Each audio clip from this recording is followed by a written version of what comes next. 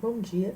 Hoje nós iniciamos uma série de vídeos tratando de uma temática associada com a disciplina de Física Básica 4, que vai abordar as equações de Maxwell, no meio de uma revisão do que foi visto em Física Básica 3, para depois discutir a sua relação, né, as consequências delas, em particular, a relatividade especial de Einstein. Né?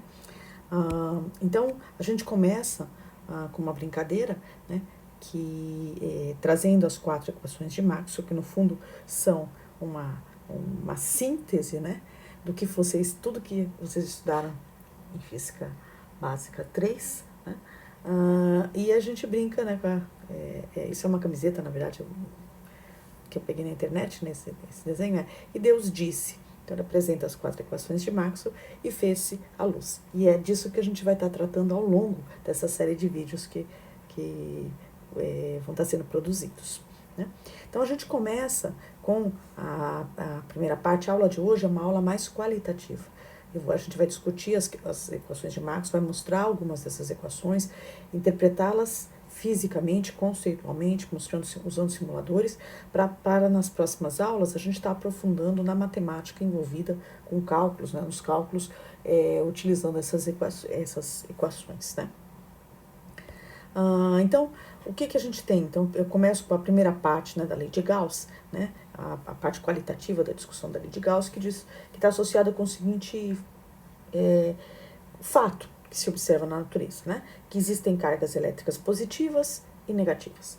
E aqui a gente vai usar o conceito de monopolos elétricos. Né?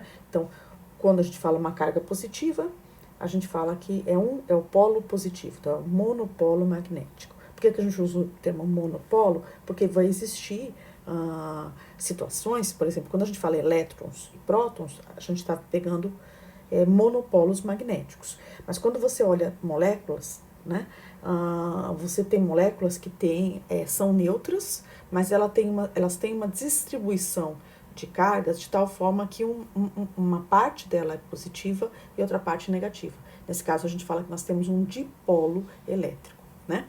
Então, no caso das cargas elétricas, a gente pode ter monopolos magnéticos. Né? A gente encontra na natureza monopolos magnéticos, elétricos. Né? Por exemplo, prótons e elétrons. Tá? E isso, né, esses monopolos magnéticos vão gerar o que a gente chama, né, classicamente, de campo elétrico. O que a gente entende como esse campo elétrico? A gente entende que os materiais que possuem a propriedade de carga elétrica, eles alteram o espaço ao redor deles. Né? O que significa alterar o espaço ao redor deles? Significa que para trocar uma força elétrica com um material que tem a carga elétrica, não é necessário tocar esse material. Não é uma força que exige contato entre os materiais. Então, por exemplo, se eu, Silvana, quero empurrar alguém, eu não consigo empurrar essa pessoa com o poder da mente, eu preciso tocar essa pessoa. Agora, existem forças, né? E aí são características de alguns materiais. Então, por exemplo, a existência da carga elétrica, a existência de massa, geram um tipo de interação com outros corpos que não precisa do contato. Então, quando isso acontece, classicamente a gente diz que essa interação acontece por meio de um campo, né? Nesse caso, um campo elétrico. Então, a gente estava conversando na aula, né? E uma estudante falou, pedir o que eles entendiam como sendo campo, e uma estudante relatou que ela mora próximo de uma linha de transmissão, desses linhões, né, que vem da usina hidrelétrica de Tucuruí, provavelmente, e que ela sente, mesmo à distância, a ação, às vezes bem intensa, se você passa muito perto dessas linhas de transmissão, da própria linha ali. E ela perguntou, professor, então a gente pode entender que isso é um efeito que mostra a existência desse campo? Eu disse sim. Né? A interação que você sente com a linha de transmissão, ela é feita por meio desse campo. A gente vai ver que, na verdade, elétrico e magnético são dois lados, como se fossem os dois lados de uma única moeda. Né? Então, no fundo, quando a gente sente o campo eletromagnético. e a gente vai estar explorando isso, a radiação eletromagnética, né? Proveniente dessa linha de alta tensão. Então, o que você sente ali é um campo devido à existência dessa linha. Algumas pessoas usam a ideia de aura, né? É como se fosse uma névoa ao redor da partícula carregada.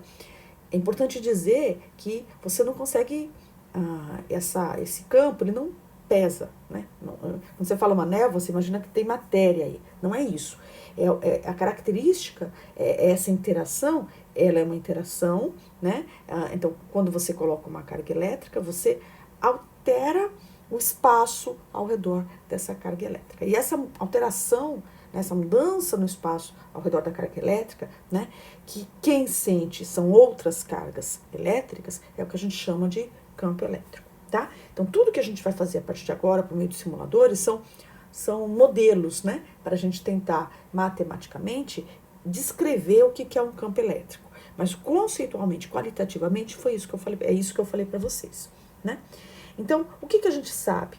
Então, a gente sabe que essas cargas, esses materiais que possuem essa propriedade de carga elétrica, né? Eles alteram o espaço ao redor dele, interagem com outros materiais por meio do campo elétrico, né?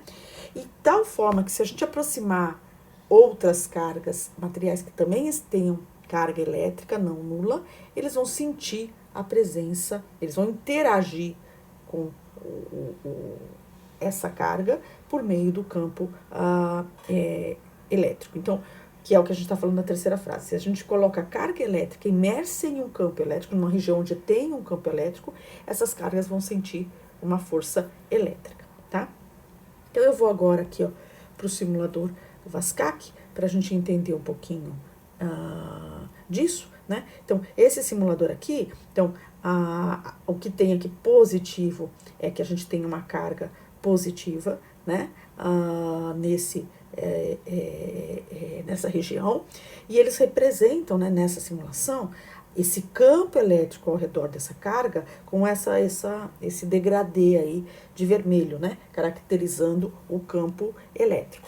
E aí eles aproximam, que a gente fala de carga de prova, que é essa carguinha amarela aqui, né, para interagir com esse campo. Então, essa carguinha de prova é uma carguinha pontual, positiva. Então, nesse desenho, esse vetor, né, que a gente está olhando aqui, preto com uma setinha em cima, representa o campo elétrico, né, nesse ponto do espaço, tá? O tamanho do vetor é proporcional a esse campo, né?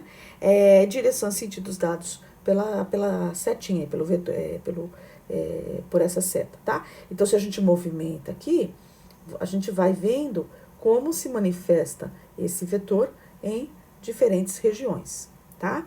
Então, aqui do lado, né, onde tem X, Y, R e E, são as posições X e Y no plano cartesiano, né? A distância até a carga, que a gente chama de R, tá? Carguinha positiva mais aí vermelha. O valor, né, o módulo do campo elétrico ponto a ponto, e o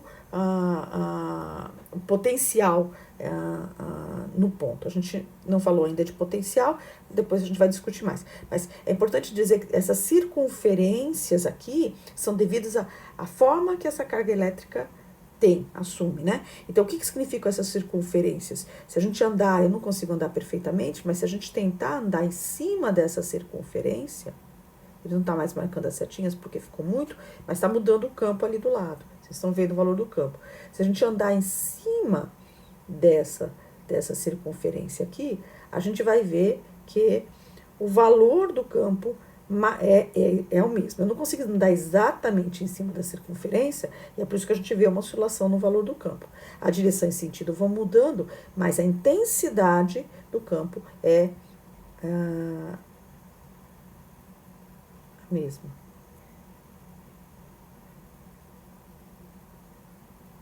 Mais ou menos a mesma, tá vendo?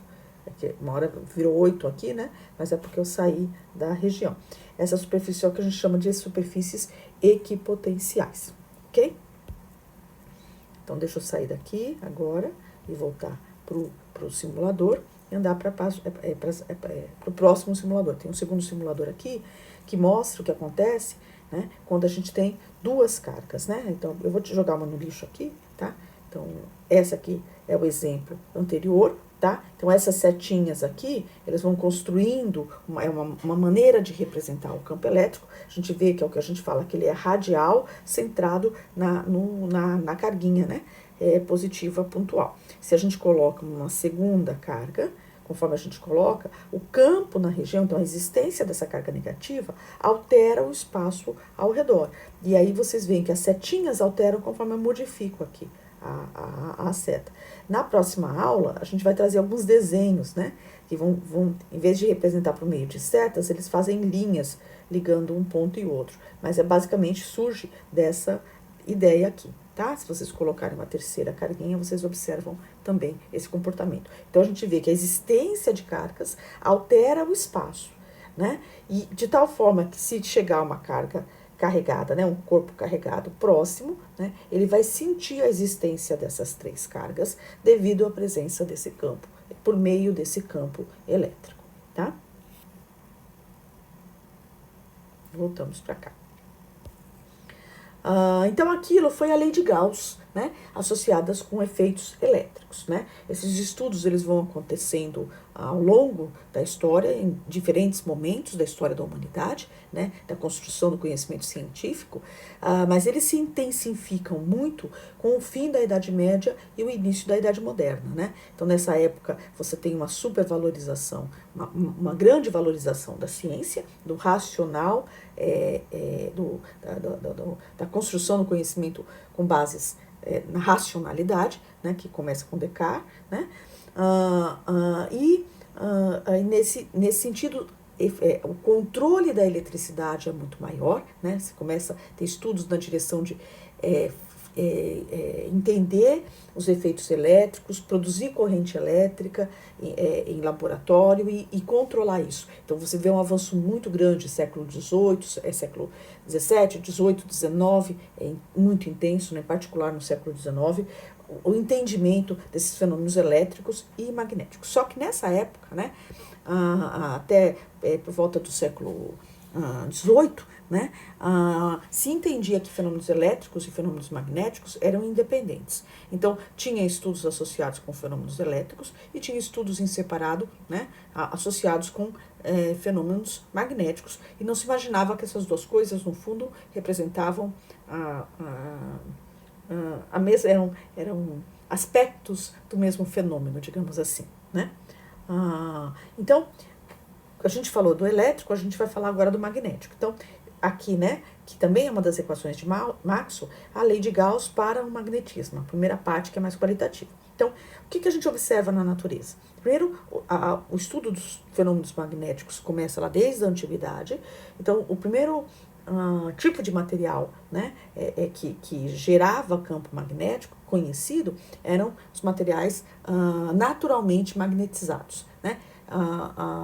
O ímã, por exemplo, né? Então, o que se observava quando se estudava ímãs? Que o ímã não tinha, né? Se observava e se observa. O ímã não tem, a gente não consegue encontrar isolado na natureza um monopolo magnético, né? Eu acho que tem a figurinha aqui, né? Você pegar, essa experiência a gente faz fácil em casa, você pega um ímã grande, quebra o ímã no meio, o que você observa é que surgem dois novos ímãs com dois polos. Então, eu não consigo quebrar, isolando a parte positiva da parte negativa do ímã. E assim sucessivamente, né? Quem gosta de assistir de Big Bang Theory, tem até um episódio da Big Bang Theory, uma série de episódios, que o Leonard vai para, eu não lembro se é Polo Norte ou Polo Sul, mas ele vai lá e aí a brincadeira é que ele está buscando um monopolo magnético, né? Então, essa é a brincadeira. Se a gente encontrar um monopolo magnético, então uma das equações de Maxwell tem que ser modificada, né? Que eu não escrevi ainda ela aqui, mas que vai estar associada com essa afirmação aqui, que não existem monopolos magnéticos. Então, já começa a primeira grande diferença entre os fenômenos elétricos e magnéticos nesse sentido, é que existem monopolos elétricos e não existem monopolos magnéticos, tá? o que existe é isso aqui, né? O dipolo, ou seja, você tem na mesma estrutura um positivo e um negativo. Então, a gente chama isso de dipolo, tem dois polos, tá? E esses ímãs, eles geram campo magnético. Então, lá, enquanto que em primeira ordem, lá quando a gente falava de fenômenos elétricos, né? Uma carga, as cargas elétricas, os monopolos elétricos são a primeira fonte, digamos assim, de campo elétrico. Aqui você vai para um ímã, né, que gera, então já se sabia desde antes de Cristo, né, que ímãs geravam campo magnético. Desculpa, não sei se usava o termo campo magnético, mas já se conhecia isso, né. Aí eu vou mostrar aqui um simulador VASCAC para ver como é que a gente olha para o campo magnético, né? Então, eu vou só apagar aqui tudo, isso. Então, isso aqui é um imãzinho, tá vendo? Que a gente modifica. Então, ao modificar o ímã, né, eu modifico, né, ao movimentar o ímã, eu modifico o espaço ao redor dele. Então, essa bússolazinha, ela tem uma característica, ela também é um material imantado, e ela tem a característica de ser defletida, né? Ela sente uma força, né? Um torque, ao se aproximar de uma região onde tem um ímã, né? Ou seja, ela interage com esse ímã por meio de um campo agora magnético. Então, a gente pode pôr aqui a gente está representando esse campo, não é com aquela aura, né, daquele degradê de cor, não é com setas, e agora aqui são essas linhas contínuas, né, que representam a posição, representam o que vai acontecer com esse imãzinho, né, quando ele se aproxima, né, desse ímã grande, né, esse dipolo magnético aqui. Vocês estão vendo, né? Se quiser pode colocar em termos de setinha aqui. Então veja, quando a gente modifica, anda com o ímã, né, ao redor dele, né, os outros ímãs também se modificam. A gente pode fazer essa brincadeira fácil, né, utilizando limalha de ferro, um ímã e limalha de ferro. Limalha de ferro a gente faz queimando bombril, né? Façam com cuidado para não se machucarem, né? Mas você queima bombril, vai sobrar um pozinho, aquilo lá é limalha de ferro. Se você aproximar aquilo de um ímã maior, você vai ver se formarem essas linhas de campo, como a gente observa aqui, tá? A limalha de ferro ela vai se alinhando em torno desse campo, uma imagem muito parecida com a imagem que a gente tem aqui, tá? Então é isso aqui, né? O campo magnético gerado por ímã. É importante dizer que, se vocês prestarem atenção, essas linhas, elas sempre são fechadas, né? Elas nascem num polo e morrem no outro. Claro que aqui, conforme a gente vai caminhando mais para o centro aqui, né, fica mais difícil de enxergar onde é que essas linhas se fecham, né, porque falta espaço na tela do computador aqui. Mas isso é uma característica da não existência de monopolos. Então, no caso lá das cargas pontuais na eletricidade, você tem as linhas de campo elétrico, elas são radiais, né? Então, elas não são linhas fechadas, tá? A gente vai ver na próxima aula, né, que isso está associado, matematicamente a gente representa essa característica das cargas elétricas dos monopolos elétricos e dos dipolos magnéticos por meio de linhas abertas, né, e fechadas, né? Então aqui é um círculozinho, é uma linha, uma curva fechada, né? Ela não nasce num ponto, não existe uma região onde essas linhas estão nascendo, como existe no caso das cargas elétricas, né? E isso vai estar associada com a lei de Gauss para a eletricidade e a lei de Gauss para o magnetismo, tá? Voltando aqui para a apresentação, tá? Então, isso são características da natureza. Ímãs geram campo magnético e lá para o século XVIII, né?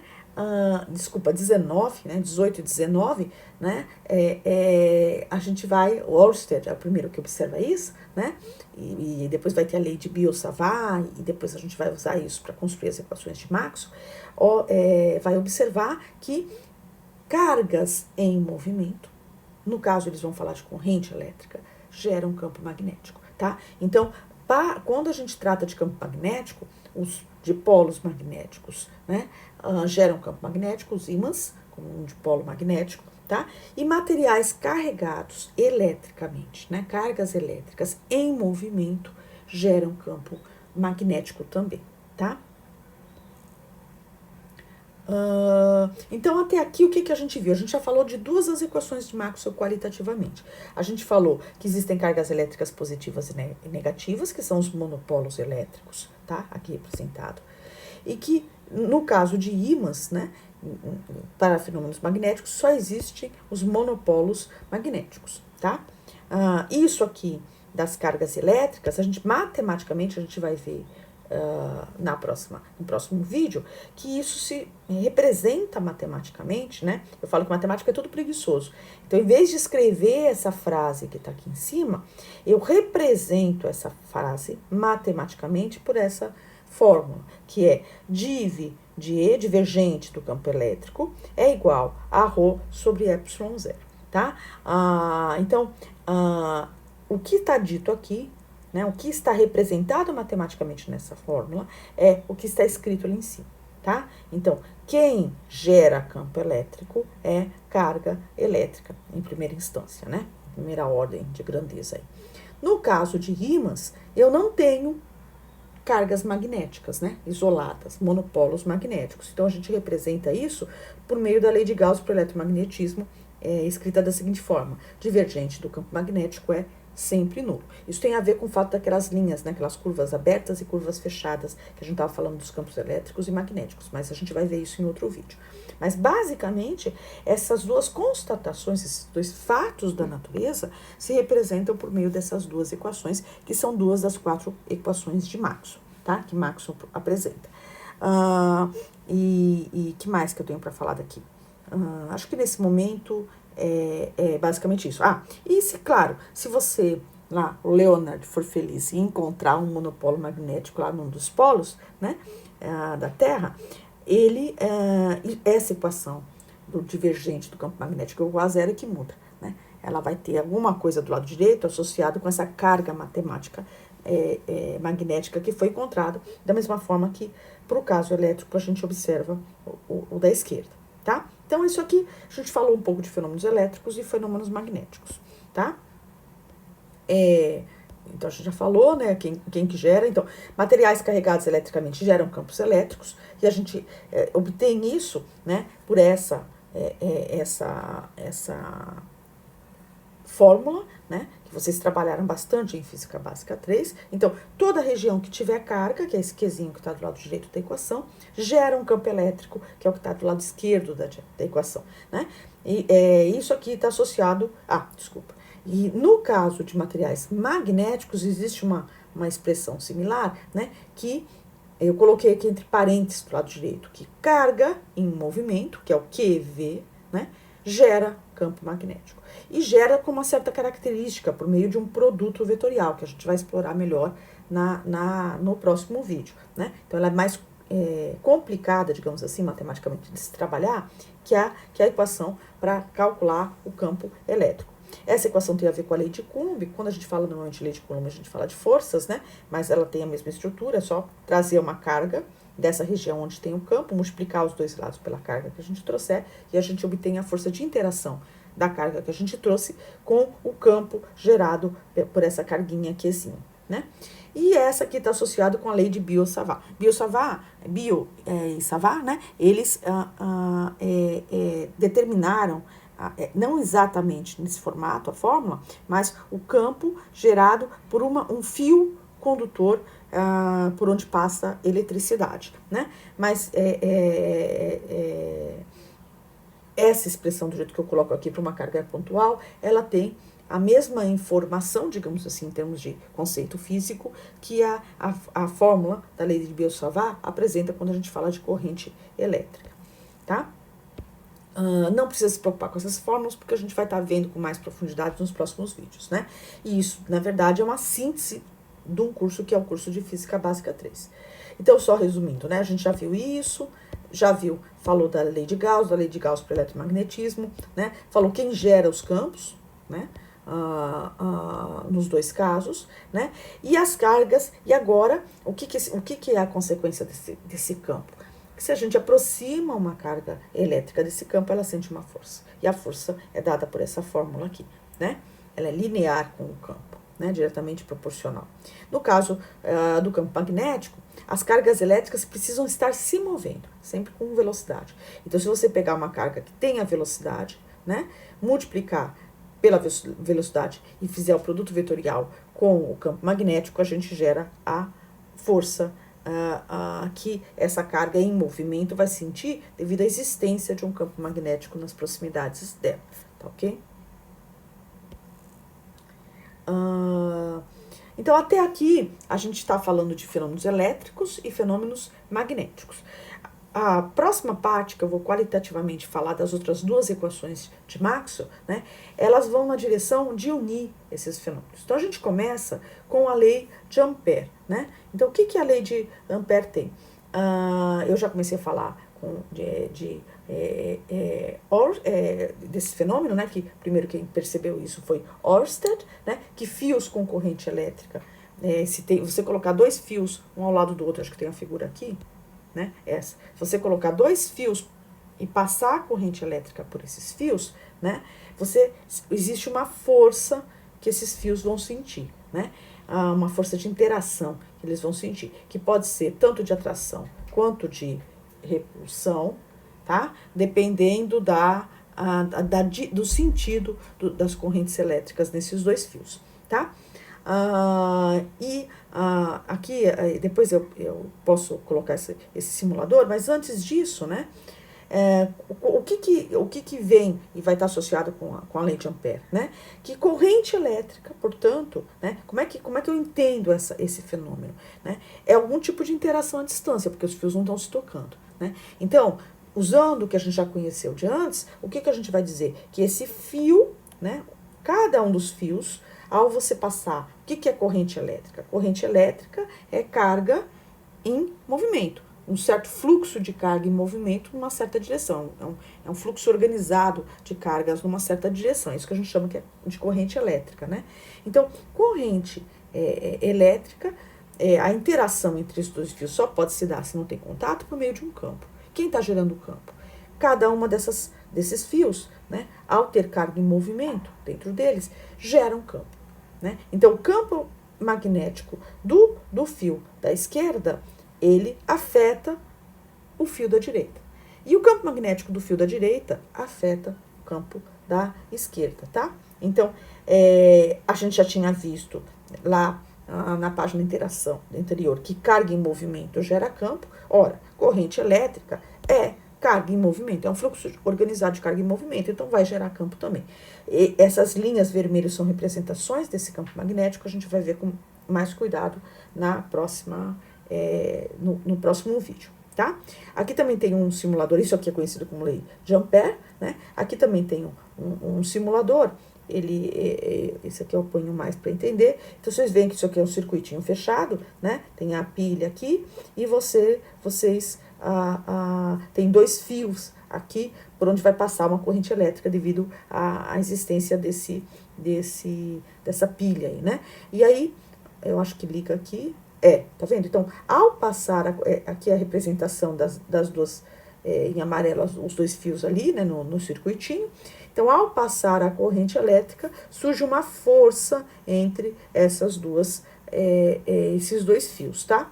Aqui eu acho que se eu apertar o amarelo, não é amarelo, amarelo começa, é o verde, tá? Eu liguei o circuitinho com o verde, e aí aparecem as linhas de campo. Depois a gente vai estudar melhor, tem a ideia da regra da mão direita, né? Que você vai ver como a gente consegue mostrar, né, se esse fio for infinito, que a gente tem a cara das linhas de campo magnético desse jeito. Não se preocupem que a gente vai revisar isso também mais para frente, mas objetivamente essas linhas lilás aqui são a representação dos campos magnéticos gerados pelos dois fios com corrente elétrica, tá? Voltando para cá, tá? E isso é a lei de Ampère, né? Então, aí, tá aqui, a animação ficou ruim, mas tá aqui, né? Então, não, volta para cá, tá? Então, matematicamente, essa informação de que corrente elétrica gera campo magnético e gera de uma certa forma, é dada por essa expressão aqui. A gente não trabalhou isso ainda, né? O rotacional do campo magnético é proporcional, diretamente proporcional à densidade de corrente elétrica, né? Então, corrente elétrica gera campo magnético, tá? Então, até aí, né, a gente tá caminhando, né? O mais surpreendente é o que vem. Na verdade, tudo é lindo aqui, né? O eletromagnetismo é fantástico, né? É elegante, né? A maneira da apresentação da teoria de Maxwell, né? As equações de Maxwell. Mas o que a gente vai ver no próximo slide, na próxima simulação, né? Vai fechar as 4 equações. Na verdade, não são exatamente as 4 equações, a gente vai trabalhar melhor depois um pedacinho que está faltando ainda, né? Mas a gente vai falar de um outro fenômeno que vai ver como é intrínseco essa relação, porque até aqui eu não misturei campo elétrico com campo magnético, né? Eu tenho lá as informações de campo elétrico e informações de campo magnético. O que a gente vai trazer para frente é que a gente vai ver que campo elétrico e campo magnético é aquilo que eu falei, são dois lados de uma mesma moeda. Né? E isso vai aparecer quando a gente falar da lei de Faraday. Eu já escrevi a lei de Faraday aqui, o vídeo ficou, a simulação está toda aqui, mas o que é a lei de Faraday? Vamos ver aqui, a lei de Faraday.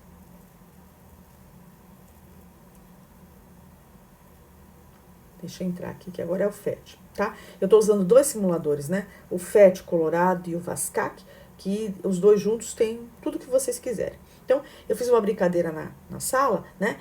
Então, para dizer aqui, né? Perguntei pro pessoal, a lâmpada acende nesse caso? O que está faltando aqui, né?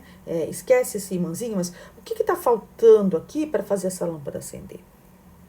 Né? Tá faltando o quê? A pilha, certo? Que vai gerar a voltagem que faz o circuito funcionar. Então, tá faltando aqui um elemento desse circuito, né?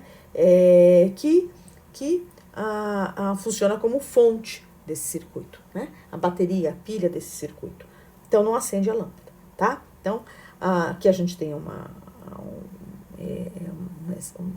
gente fala que é solenoide aqui, né? Um conjuntinho, umas espirinhas aqui, um fio conectado a elas, num certo formato que vocês estão vendo aqui, não acende.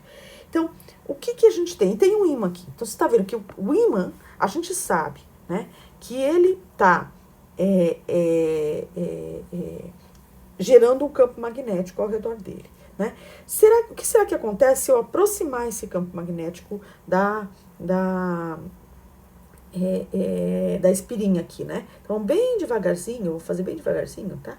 Porque eu não quero dar resposta de imediato, né? Então, ao movimentar esse campo bem devagarzinho, né? Eu estou modificando o campo magnético. Eu quero trazer ele para dentro da espira, bem devagarzinho. Opa, já aconteceu alguma coisa lá? Mas é porque não tem como evitar isso, né? Mas eu estou indo bem devagarzinho. Então, vejam. Se eu coloco esse ímã dentro da espira, desse, a gente chama de solenoide isso aqui, né? Se eu coloco esse ímã dentro desse solenoide, nada acontece. A lâmpada continua apagada. O que vai fazer acender essa lâmpada? Eu movimentar esse ímã dentro do solenoide. Estão vendo aqui? Então, conforme eu movimento o ímã dentro do solenoide, né, acende a lâmpada. Bom, para acender a lâmpada tem que ter corrente elétrica, né? Então, o que eu estou vendo aqui? Que quando eu movimento esse ímã, se eu deixo ele parado, ele não acende. Então, não é o campo magnético que gera a corrente elétrica. É o quê? É a variação do campo magnético. Tá vendo? O campo magnético variando com o tempo gera a corrente elétrica. E aqui ele faz também, né? Bonitinho. Acho que ele até coloca as linhas de campo aqui, ó. Isso, ó. Tá vendo aqui? Conforme eu coloco o campo, o imãzinho dentro do solenoide, eu altero as linhas de campo, né?